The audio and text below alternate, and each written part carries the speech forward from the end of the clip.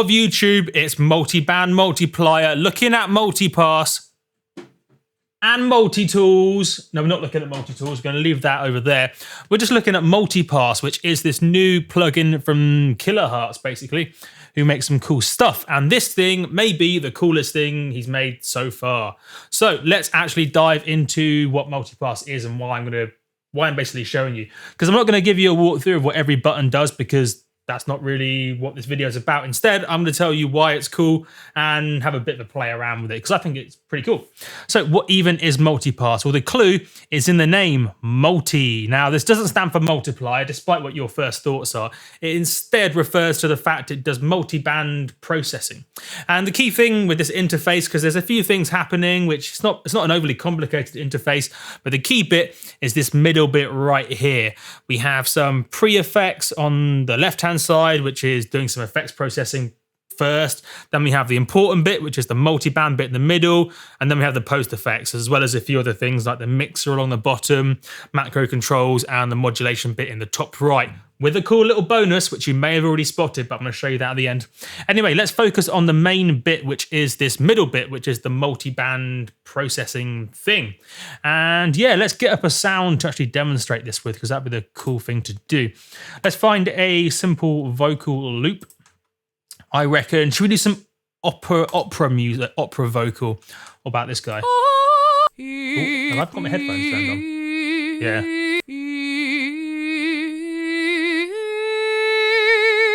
Let's do that, because that's the sort of rowdy, fun and exciting sort of person I am. So, sweet. I put multipass on the master. Let's put multipass, in fact, on this channel.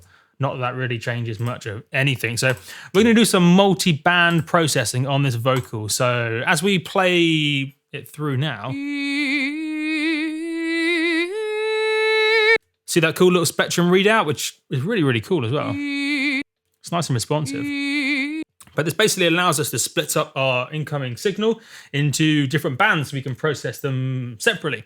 So let's say, for the sake of argument, we want to split it up into 3 bands. Let's say a bottom bit, say from around here left, and then a middle bit, and then a top bit. So let's just say that's how we want to do it. Then we can process each one of these bands separately, and the way we do that processing is through what's called lanes. So each one of these bands has its own lane. So we can see that this left band, or the lows, I guess in this case, has this lane here, and we can add in, say, any of these effects. Let's add in some, what do we want to add? Let's do Faturator, and then we can even throw in a distortion. We can do lots of different effects.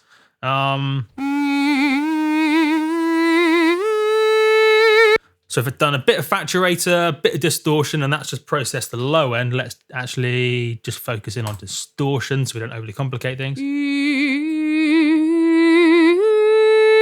We can crank up the drive, distort the low end of this vocal a little bit, and then maybe you're thinking, well, that's cool, that's fine. Multi-band distortion is no big deal. I already have a multi-band distortion thing.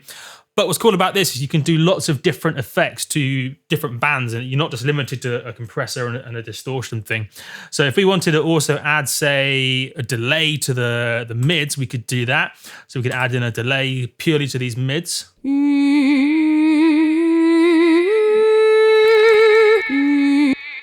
Probably shouldn't change the delay time while it's playing.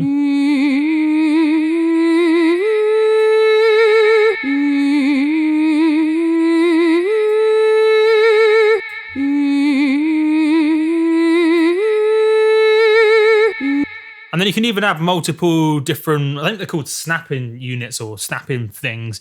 It's basically different effects modules, as many effects modules as you want to each one of these lanes. So you could add in another thing, like pitch shifter, why not? So you can get pretty freaky pretty quickly. Anyway, you get the idea. That's pretty much how it works conceptually. You split things up into bands and you process each one of those bands with whatever forms of processing you want to do. That was a bad example, but conceptually that still went into your brain, and that's the important bit. Now, why is this cool?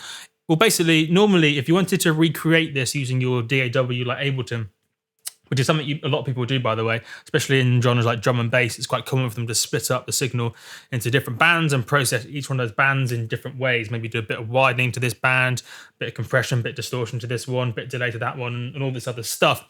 It's a proper headache, and I'm not like exaggerating. It's a proper headache to do this in Ableton and have it sound good, because when you split up the signal, you've then got to recombine it, and then you get all sorts of weird problems.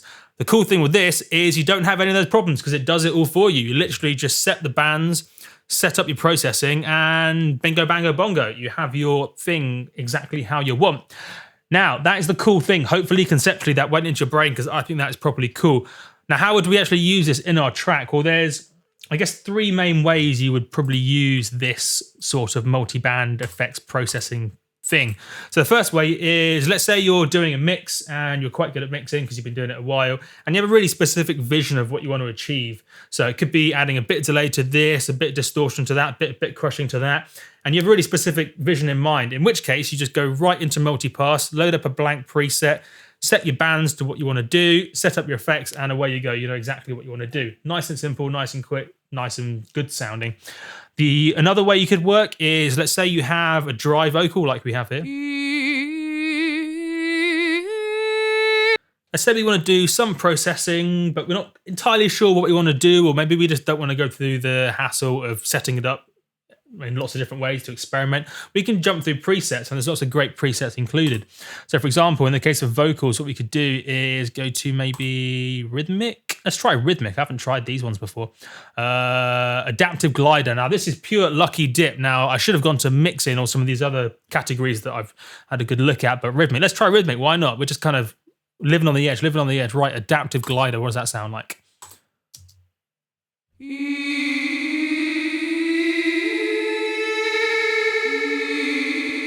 I think that sounds pretty cool. Let's try another one, because we're just that kind of crazy guy. Glitch polyrhythms, what will that do? Maybe not the best for a vocal. That one, the first one was great. Let's try some mixing ones to give you a flavor of the mixing stuff. So we could do one stop vocal shop, and that would do your standard vocal mixing stuff. Pretty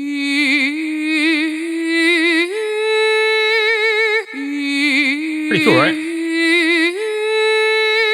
And it's worth noting we have, just like lots of other great plugins, you have all your macro controls. So if you don't want to dive into the nuts and bolts of how this particular preset is set up, then you can just look at the main macros here, change the compression with one giant button, change the distance, all that kind of stuff. So that's another way of working, just hopping through presets, which is a great way of doing it. And that's not cheating, by the way. All the best producers in the world do it. Before any of you jump in saying, don't use presets, there's nothing wrong with using presets. So that's two ways we can use it. The third way, actually, I'm not going to show you that third way of just experimenting randomly, purely because it is quite experimental. I could spend 20 minutes just playing around with things and maybe not get anything cool.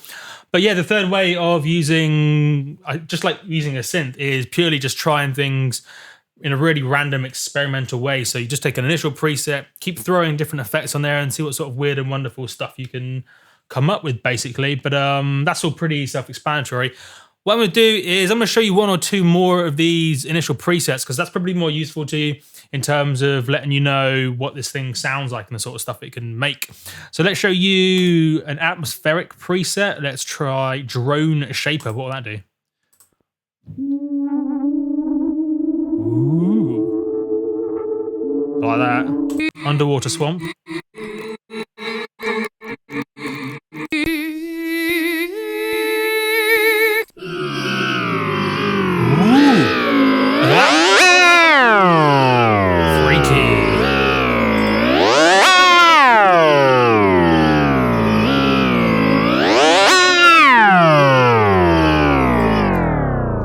Pretty bonkers. Pretty cool, right? But yeah, it's worth noting as well, you probably hear it in this particular example, that you've got all this modulation capability built in, which I suppose you would expect from any decent plugin. I mean, any decent plugin does have all your modulation options with LFOs, envelopes, stuff like that. And it's worth noting that this one does a good job of that. Some of them don't. This one does. So you've got all your, in my opinion, essential control stuff like re-trigger options, all the good stuff. But I'm not going to show you that because it's not too relevant, I don't think, right here, right now. now. But yeah, that is essentially what this thing does. The key concept, I know right now there's a lot of chaos on the screen and you're going, bah, what is all that chaos happening? It's not actually too complicated. You can do complicated stuff with it. Like, the reason why it looks complicated is we have macros set up, we have various forms of modulation set up, or at least one modulation set up. You've got LFOs, envelopes, all that good stuff you expect. It's basically just a solid plugin with all the controls you'd expect from a solid plugin.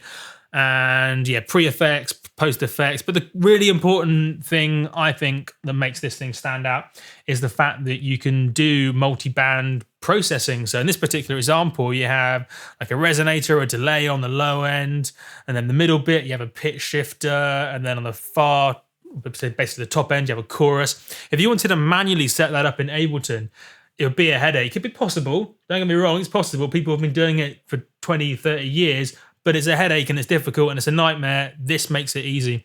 And I think that is pretty cool in my eyes. And yeah, that is Multipass. Anyway, here's the cool little bonus that I teased at the beginning that I think is rad.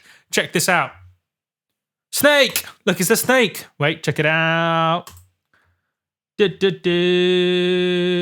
I missed it. Oh, I'm going to move the mouse out of the way. That's distracting. There's a game of Snake built into the plugin. Now, if you do want your bass to sound really fat and dope, I recommend getting better at Snake. It will help big style. I'm going to try and change the speed as I'm playing. Oh, pause. I don't want to pause it. I can change the speed when I'm playing. Right. I'm pretty awesome at Snake. Now, some of you youngsters may not have seen Snake before, and that makes me feel like an old person, which I basically am. But Snake is a game that used to exist before PlayStations. I remember playing Snake on the old school phones, which didn't have a touchscreen and kind of a massive, cool, shiny... I'm distracted by the snake. What was I talking about? Old school telephones. Oh, I was just talking about telephones, right? Skrillex, right? Right, yeah, in old school telephones used to have this as the only game on it. And it was amazing, and it was better than PlayStation, even though it was simple. Snake is fantastic. So yeah, this comes for free. It's just included. Like, how crazy is that? Snake. I'm going to beat my high score. I'm going to do it. I'm going to do it.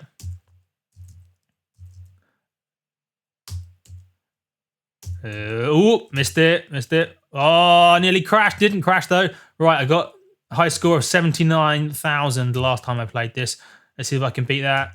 Yeah, it didn't crash. Didn't crash. Still going. Still going. This is all an important part of the video. If you stop watching now, you're not a true multiplier. Oh! I beat the score. It's all right. Yes, 83,000. Now, I reckon I can do better. If you can do better, do better.